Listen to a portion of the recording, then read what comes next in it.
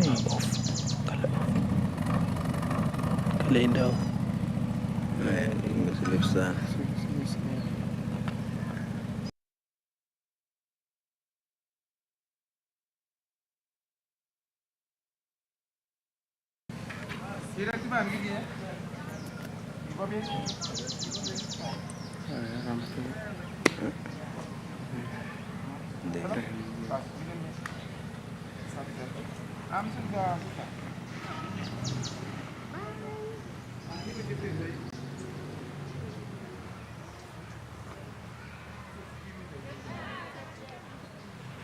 Father, I guess you are now ready. We begin it.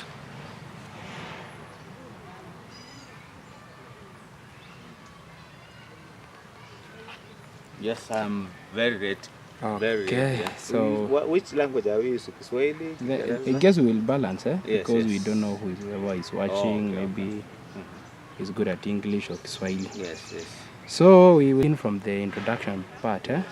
We only know you as Father Murei, but could we give you maybe a minute to tell us who you are? Who is Father Murei? That's where we can start. Who is Father Murei? My name is Father Vincent Murei. Yes.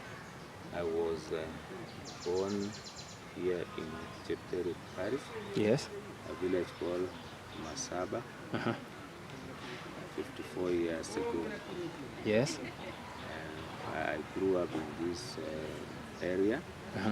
I went to school just next door on my left, Chepterit Primary School. Yeah, sure. Then I went to secondary school, a school called Abtel, Yes. from Form 1 to Form 4. Yes. After that, I proceeded to high school. Yes. By then, which is called Form 5, Form 6, Yes. a school called Abtumo Secondary School. Down there at, I think, should be Nandi South. Yes. Exactly, Nandi exactly. South, yeah. Yes. So probably you can say Father Murei is actually somebody who has grown up in Nandi County, a resident of Nandi County. Yes. Right? Sure. Yeah. So to the point you are now a father, what inspired you to the point you just decided to be a father? Yeah. What was the main? Yeah. My upbringing Yes. is Christian. Yes. I was born in a Christian family. Yes. All my family members were Christians, Yes. specifically Catholics, Yes. and that is how I discovered my vocation. Because as a Catholic, you interact with priests. Yes.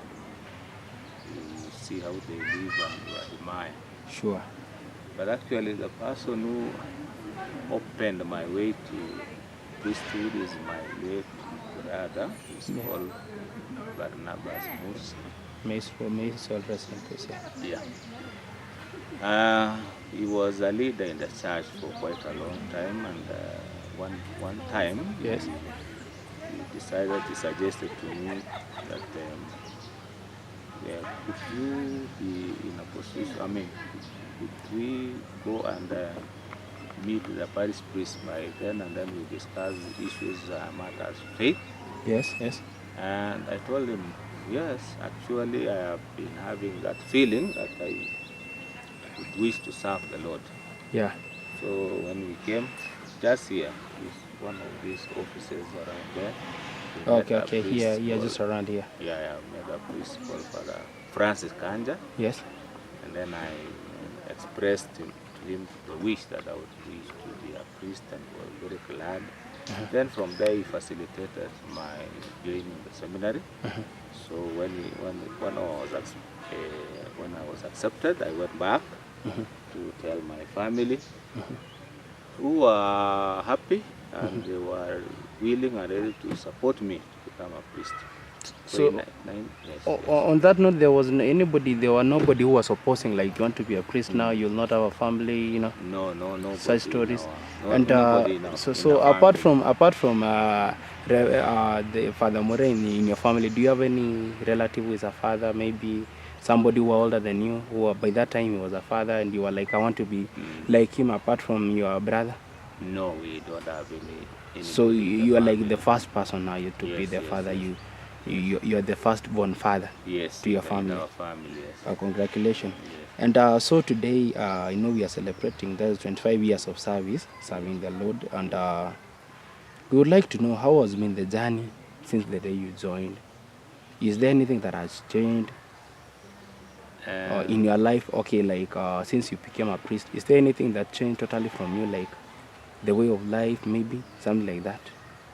You see, life is dynamic, eh? Yes. And also, when you meet different people, when you go to a different environment, there's that likelihood of adapting to the new environment, changing to suit the new environment, but for the good. Yes, yes. I can't say I have had difficulties, but of course there are challenges here and there. Exactly. I said in the family nobody objected. Was opposing you, yes. But some of the neighbors and maybe some of the neighbors around and church members were wondering. Since I'm the last born, they thought maybe I should be the one going to take care of your parents. But I Exactly. think the issue is the God's call supersedes all the. Of course, even marriage is a call. Yes, yes, But sure. this one supersedes all the others. Yes. Yes. Wow. And for this quite period of time you've been serving, I understand it is 25 years, so it Yes, is not an easy. Yes. And as the media, we wish to congratulate you first of all Yes. on the behalf of everybody trying to express their congratulations. We want to take this time to wish you all the best and say a word of congratulations. Now you have been working. For which parts of the country have you been working for that quite of time, serving different parishes you have been to? And when exactly were you ordained to be the father? You can tell us after now joining the seminary, which year did you become now the father officially, and where have you been working, where you started? Yeah. I was ordained on the 19th of September 1998 at the cathedral at the Eldoret. And immediately after that, my first posting was a parish called Our Lady of Fatima Murei. From there, I worked a few months, and then I went to a parish called Kaptagat, that is in Elgeyo Marakwet. Yes, yes. From there, I proceeded to Iten, which is still in Elgeyo Marakwet County. From Iten, I went to a parish called Embobut, that is still in Elgeyo Marakwet County. But this is the border between Marakwet and Pokot. I worked there for quite some time. From there I came to work in town, Huruma. And then from Huruma I went to Kapsabet. And then while in Kapsabet, I went for further studies at Catholic University of Eastern Africa, Nairobi campus. I did my master's for 2 years. Then I went back to Kapsabet to continue with the pastoral work. And then, but while in Kapsabet again, after I had done my master's and went back to do pastoral work, I decided to continue my studies and do a PhD, which I graduated in 2021. PhD in theology. Yes. With specialization is in moral theology. Yes. So that has been my journey, working in the parish and Studying. So from your studying part, so we can say your professionalism actually is based on theology. Yes. Exactly. Yes, you are just on theology. There's no other else, like you could find some other fathers you can hear, like they are doctors, something like that, some sisters, something like that. See, when you talk of doctors, you have to specify medical doctor. Yes, exactly. You are exactly. you could be a because doctor in we saw you had a philosophy. friend somewhere here. We heard that he's serving actually under the military. Yes, something like that. Military. So, but for you even now, the other colleague of mine, yes, is a priest. He has a PhD or doctorate, but in communication. So it's okay. Mine is So- specialized. My specialization is in theology. So we can say, apart from being a priest, you can have another specialization, like you can have another professional. Yes, like he's a military man. We have also lawyers, what we call civil lawyers. We have engineers. We have medical doctors. Yeah. Oh, that's now good. And glad that you are having time with you. And what can you tell people about serving? I mean, what was the best moment while you are serving? The best moment while serving as a priest is to see the people I'm serving being satisfied, being contented, and more so being happy. And availability, to be available to them, especially in time of need. What I still recall is 2007. We still remember the issues of post-election. Yeah, exactly. I was working in town, Kuruma, where we have so many tribes. We have something like Kalenjins, metropolitan. Now yes. you have different people. It's called cosmopolitan. Yeah, cosmopolitan. Yeah, Exactly. so we have so many tribes, and it was really tough. For me, that was the most trying moment, because I saw with my own eyes people being killed. I saw with my own eyes people their houses being razed down. I mean, it was. But the beauty of it is, at the end of the day, all these people came to church, and we accommodated them. I remember we turned the church become a place where they come and spend their nights. We also provided food. So I think apart from the issue that it was a difficult moment, Yes. but it was also a moment to see how people, despite the difficulties they have gone through, how they can be able to forgive each other. Because after that, they are still living together. Yeah. So that's a So we can say you actually you are trying, you are the one to convince the parties to be on one to agreement. Yeah, you are trying to bring them to one table. So you are kind of the peacemaker there. Yes. That's good. That's yeah, good. actually, I've that gift of bringing people together, Solving the dispute. even in a small way, especially issues of, apart from my specialization being theology, I'm also very good in counseling, psychological counseling. Yeah. Because one of the gifts that I have is I'm very good when it comes to listening. I'm a very good listener. Yes. And you see, for counseling to counsel, you have to be a good listener first of all. You have to be a very good listener. Yes. As we speak right now, where do you serve? I serve in a new parish. It's in Kesume constituency, called St. John the Apostle Chimuso. I'm serving as a parish priest. But at the same time, I am teaching at Catholic University of Eastern Africa. So you are a lecturer? Yes, I'm a lecturer. So you are a priest and you are a lecturer? Yeah, at the same time. Wow, that's good. That's good. Yeah. Another thing, what could you tell somebody who is inspired by you, or somebody who want to follow your steps to be a father like you today? What's your word of encouragement to them? What I can tell him or her, because we have priests, we have nuns, what I can tell them is listen to God's call. And when God calls, He has a purpose. He has a purpose for each and every one of us. Because God also balances. We have those who are called to marriage, we have those called to priesthood, and the different other.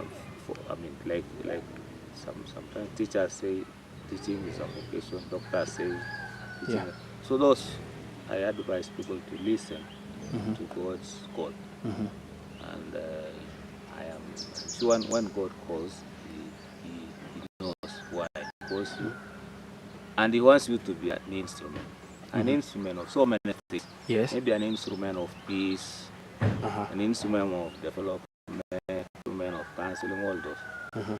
Yes. Now, I hope we had a good time. You could have explained to us, how can you identify that this one is God's calling and God requires you to do this and this? Like, how can somebody identify that this one is a calling, that I need to be a priest, I need to be a sister, something like that? I think that is the work of the Holy Spirit. And the Holy Spirit you can't understand. So It's inner. is it a kind of thing? I cannot say it feeling. Yes. But I can say this. There is that power. Or is it that something it is pushing you to do something? No. You see, we use all the senses that God has given us. The seeing, hearing, and of course the intellect. Because when you are given the intellect, you choose between this and that. So when you see, you can be able to try and say, I can see that nun, I can see that sister is doing very well. I could also do the same. Yes. Okay, maybe you look at what somebody, the results of what somebody has done. Like if you are a nurse, you see somebody going to a hospital and attended by a nun and gets well. When you are sick, you need to be attended physically and at the same time psychologically. And then you see maybe as a priest, you see a priest going to the village, talks to people, converts people, bring them, and you like it. Because at one time maybe you have a family or a family member, people who maybe they are wayward, and you discover it's a priest who helped them. You say, okay, this is good. I could also be able to help them. Yes. Yes. From the fact, what we can see, actually we always see that most priests from the Catholic are always very social. And on that note, we do to ask you just a few basic questions. Yes. Easy ones to engage your mind a bit. What's the best? Which color do you love? Actually, what's your favorite color? That's a very interesting question. Yeah. What's your favorite color? I can't think of a favorite. I can't think of a favorite color. I can't think of one. Why? Don't you have any favorite color? You feel like this one is my favorite. For example, when it comes to clothing or what? Yeah, maybe clothing, your car. Which color would you like to have it? I've had several. I've had black, white. So, so you don't have a specific color. Maybe I would say light blue. Is a color. Of course, because I have seen some of it. When I go to the shop, I would be attracted. And on another thing, are you a fan of sports? Yes, I am. Which activity most preferable? No, I don't. It is maybe when it comes to I'm not very much interested in. I follow athletics. I follow football, but I cannot say I have a preferred team. Wow, thank you. For the sake of the time, because of the time, maybe we'll find some time someday, and we'll try to discuss more, to get to know more about you, and and at least you're gonna leave something to the young generation that they feel like you inspire them. And let's just give you 2 minutes. We want you to tell us something you wish to tell somebody who's out there who is looking at you, to the society. Just 2 minutes. Yeah. Okay, I'm grateful for the interview. Yes. What I would like to tell people outside there is, first of all, live your own life, in the sense that people are different. You are created differently. You have different strengths and weaknesses. It's always good to live your own life. Of course, we look up to others to be examples to us, but at the end of the day, it's good to live your own life. Do what you feel it convinces you, it's going to help you, and also it's going to help other people. Because we are here, we are in this world to help each other, to assist spiritual development, for any other social, economic, or political development. We need to work to help each other as far as our lives are concerned, because we will not wish to see somebody maybe suffering, being affected, losing faith, or such things. Yes. Okay, finally from here, I know we are heading to home. Today you are being welcome at home, so that you celebrate your Jubilee. Yesterday we were here for the same event, and there will be somebody who is following actually live, and we would wish you to welcome him or her. Just tell her we will be there We will be breaking out for a while, but we will be back live. They can follow. You can welcome them. That they can join you through prayers. They can be watching there, and yeah, just 30 seconds. You just welcome them. Yeah, okay. Direct First to the of all, camera. I Yeah. would like to thank everybody. I have worked with so many people. They have helped me, family members, the places Yes. I have worked. I want to really appreciate the support they have given me. You are welcome to celebrate with me today. 25 years is quite a long time, and I wish to live. I wish to do much more for the church, and I will need your prayers. And you are most welcome to celebrate with me, even if you are far. Pray for me as I also. Because today's prayers will be Thanksgiving. I'll be praying for you so as we give thanks to God for what He has done in my life. Yes.